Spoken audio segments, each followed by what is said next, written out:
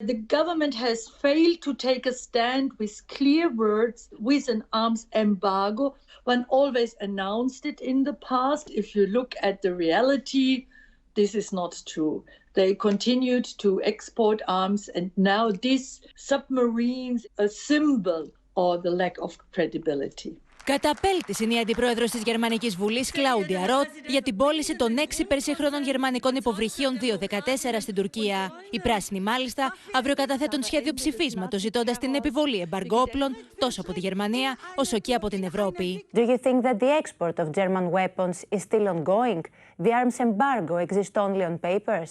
The main obstacle remains, I have to say this, that the German government does not want a proper arms embargo. A country like Turkey, current course of politics should not be the recipient of weapons. Όπως μας λέει, το Βερολίνο επικαλείται τις ρήτρες που έχει υπογράψει η εταιρεία ThyssenKrupp με τεράστια ποσά αποζημιώσεων προς την Άγκυρα. This is true, but then we have to risk to pay compensation. There's a credibility.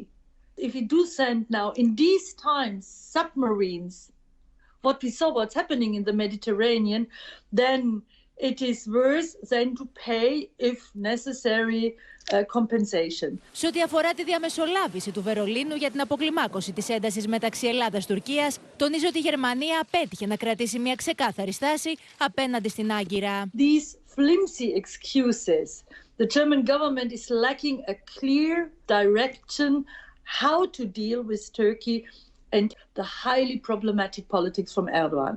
I fully understand the Greek position that they feel a little bit alone if it comes to help and to support members of the EU against an aggression of Erdogan.